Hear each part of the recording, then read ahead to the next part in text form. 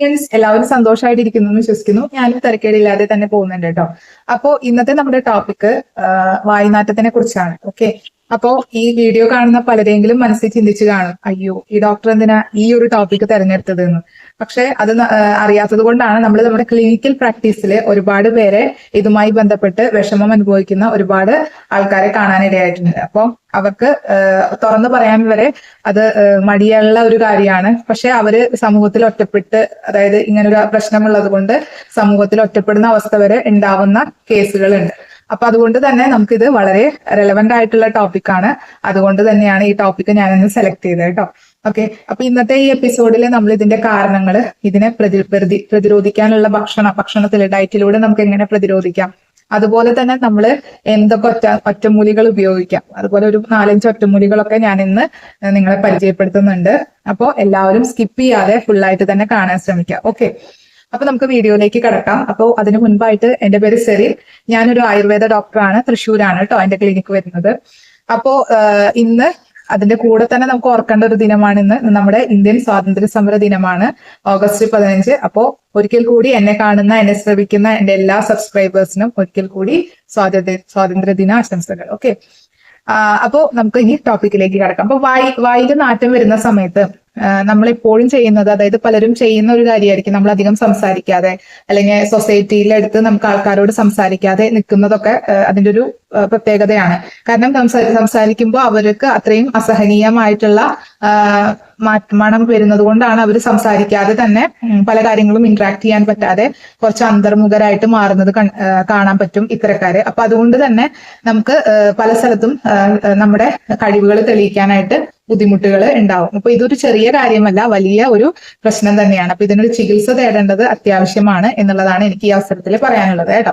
അപ്പൊ ഞാനിത് പറയാം. ആദ്യമായിട്ട് ഇതിന്റെ കാരണങ്ങളിലേക്ക് കടക്കാം. അപ്പൊ പൊതുവായിട്ട് നമുക്ക് പറയുകയാണെങ്കിൽ സാധാരണഗതിയിൽ നമുക്ക് വായ്പുണ്ണോ അല്ലെങ്കിൽ വായില് അല്ലെങ്കിൽ നമ്മുടെ മോണയിൽ പഴുപ്പോ അല്ലെങ്കിൽ നമ്മുടെ പല്ലിൽ എന്തെങ്കിലും ഇൻഫെക്ഷനോ അല്ലെങ്കിൽ എന്താണ് നമ്മുടെ പല്ലിന് എന്തെങ്കിലും കേടൊക്കെ ഉണ്ടാകുന്ന സന്ദർഭങ്ങളിലാണ് കൂടുതലായിട്ടും വരിക എന്നുള്ളതാണ് നമ്മുടെ ഒരു ചിന്താഗതി. ഓക്കെ, പക്ഷെ അത് മാത്രമല്ല, നമ്മുടെ പല്ലില് ഉണ്ടാകുന്ന അല്ലെങ്കിൽ വായിൽ ഉണ്ടാകുന്ന പ്രശ്നങ്ങൾ മാത്രമല്ല, നമ്മുടെ ദഹനേന്ദ്രിയമായിട്ട് ഇതിന് വലിയൊരു എന്താ പറയാ ഒരു വലിയൊരു ബന്ധമുണ്ട്. കാരണം ദഹനം, നമ്മുടെ ഡൈജഷൻ കറക്റ്റ് ആയിട്ട് നടന്നില്ലെങ്കിൽ അവിടെ ഓൾറെഡി ഒരു എന്താ പറയാ നമ്മുടെ വയറ്റിൽ നിന്ന് പോകുന്നതായാലും അല്ലെങ്കിൽ ശോധന കുറവാണെങ്കിലും അല്ലെങ്കിൽ നമ്മുടെ ശരീരത്തിൽ ദഹനം കറക്റ്റ് ആയിട്ട് സംഭവിക്കാതെ വരുമ്പോൾ നമ്മുടെ ശരീരത്തിൽ ഉണ്ടാകുന്ന ചില പ്രക്രിയകളുടെ ഭാഗമായിട്ടായിരിക്കും നമുക്ക് വായുനാറ്റമായിട്ട് അത് പുറത്തേക്ക് അനുഭവപ്പെടുന്നത്. അപ്പോൾ ഡൈജഷനും അതിന് വലിയൊരു പങ്കുണ്ട്. കാരണം ഇത്തരക്കാരിലെ അഗ്നിബലം കുറവായിരിക്കും. അഗ്നിബലം എന്ന് ഉദ്ദേശിക്കുന്നത് ഡൈജസ്റ്റീവ് ഫയർ ആണ് കേട്ടോ. ഡൈജസ്റ്റീവ് ഫയർ വളരെ കുറഞ്ഞിരിക്കും. അപ്പൊ ഡൈജസ്റ്റീവ് ഫയർ കുറഞ്ഞിരിക്കുന്ന സമയത്ത് എന്താണ്, നമുക്ക് അതായത് നമ്മൾ വളരെ ഹെവി ആയിട്ടുള്ള ഫുഡ്, അതുപോലെ നമുക്കറിയാലോ നമ്മുടെ മലയാളീസിന്റെ ഒരു ഭക്ഷണ ശൈലി വെച്ചിട്ട് പൊറോട്ട, അതുപോലെ തന്നെ ചിക്കൻ, നോൺ വെജിറ്റേറിയൻ ഫുഡുകളൊക്കെയാണ്, അതുപോലെ ജങ്ക് ഫുഡ്, ഫാസ്റ്റ് ഫുഡ്, ഇതൊക്കെയാണ് നമുക്ക് കഴിക്കാൻ ഇഷ്ടം, പ്രിയം.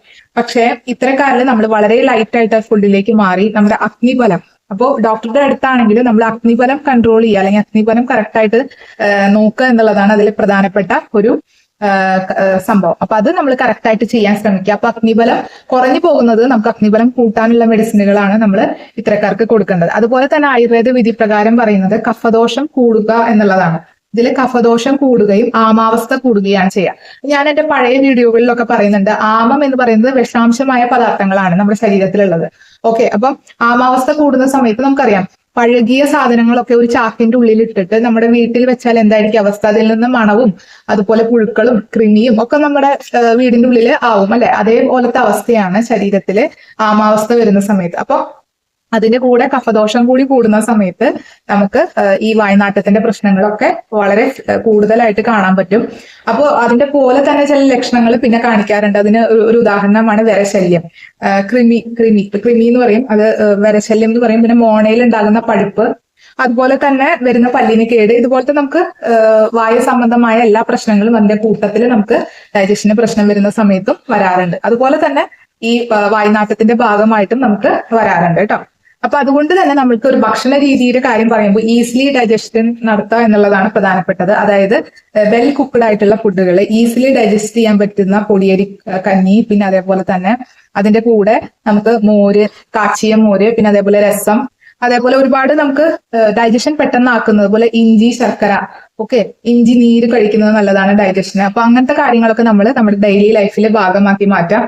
പിന്നെ ഞാൻ ഇനി പറയാൻ പോകുന്നത് നമ്മൾ എല്ലാവരും കാത്തിരുന്ന ഒറ്റമൂലികളാണ്. അപ്പോൾ ഒറ്റമൂലികളിലേക്ക് വരികയാണെങ്കിൽ നമുക്ക് ആദ്യം പറയാനുള്ള ഒറ്റമൂലി എന്ന് പറയുന്നത് വെറ്റില വെച്ചിട്ടുള്ള ഒരു ഒറ്റമൂലിയാണ്. അപ്പൊ വെറ്റിലേനെ നമ്മള് വെറ്റില വേണം, അതുപോലെ കച്ചൂരിക്കിഴങ്ങ്. ഓക്കെ, അപ്പൊ കച്ചൂരിക്കിഴങ്ങും വെറ്റിലയാണ് ഇതിൽ പ്രധാനപ്പെട്ട ഇൻഗ്രീഡിയൻസ്. അപ്പൊ കച്ചൂരിക്കിഴങ്ങൊക്കെ നമുക്ക് ഈ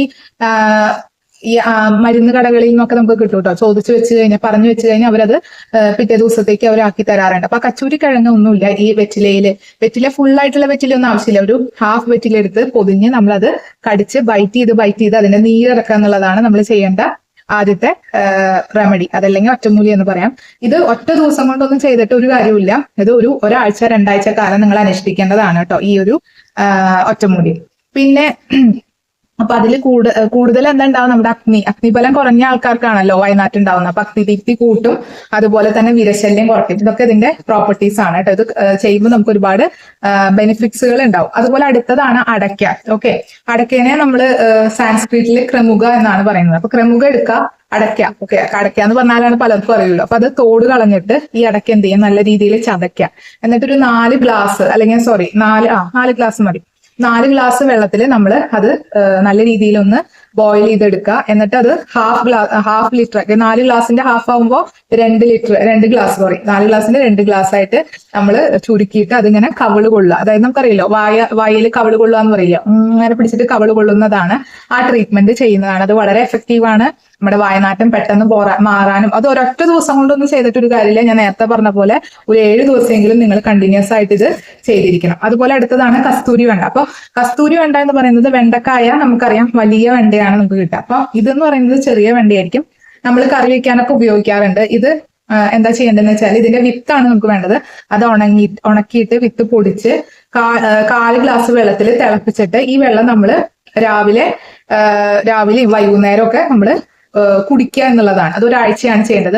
രാവിലെയും വൈകുന്നേരവും കുടിക്കുക. അപ്പൊ കസ്തൂരി വെണ്ടക്ക അത് ഓർമ്മയിൽ വെക്കുക. ചെറിയ വെണ്ടക്കായാണ്, നല്ല ഗുണ്ടനായിട്ടിരിക്കും. ഇങ്ങനെ തടിച്ച വെണ്ടക്കായ നമുക്ക് കാണുന്നത് മനസ്സിലാവും അത് പെട്ടെന്ന്. അതായത് സാധാ ഉള്ള വെണ്ടക്കായുടെ വലിപ്പം ഉണ്ടാവില്ല അതിന്. അടുത്തതാണ് കരയാമ്പൂ തൈലം കേട്ടോ. കരയാമ്പൂ നമുക്കറിയാം ക്ലോസ് എന്നാണ് ഇംഗ്ലീഷിൽ പറയുന്നത്. നമ്മൾ ബിരിയാണിയിലൊക്കെ ഇടുന്നതാണ് ക്ലോസ്. അപ്പൊ ഈ കരയാമ്പൂവിന്റെ തൈലം ഉണ്ടല്ലോ, അത് മേടിക്കാൻ കിട്ടും. അത് നമ്മൾ വായിൽ കൊള്ളുക എന്ന് പറയില്ലേ, നമ്മളിങ്ങനെ കവിൾ കൊള്ളുക. അത് എങ്ങനെയാണ് ചെയ്യേണ്ടതെന്ന് വെച്ചാൽ ഗ്രാമ്പൂ തൈലം നമ്മൾ ചൂടുവെള്ളത്തിൽ ഒഴിച്ചിട്ട്, ഗ്ലാസ് വെള്ളത്തിൽ ഒഴിച്ചിട്ട് നമ്മൾ അതിങ്ങനെ കവിൾ കൊള്ളുക. മോർണിംഗിലോ ഈവനിങ്ങിലോ നിങ്ങൾക്ക് എപ്പോഴാണ് സൗകര്യം അതുപോലെ തന്നെ ചെയ്യാൻ ശ്രമിക്കുക. വളരെ എഫക്റ്റീവാണ്.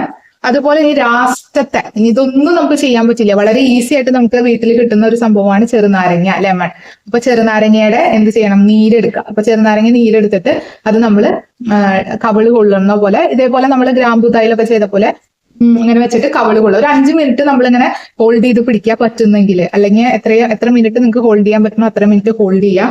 അതുപോലെ നമുക്ക് ഈ വേറെ ചെയ്യാവുന്ന ചെറുനാരങ്ങ കൊണ്ട് തന്നെ ചൂടുവെള്ളത്തിൽ ഒരു 1/2 ഗ്ലാസ് ചെറുനാരങ്ങ.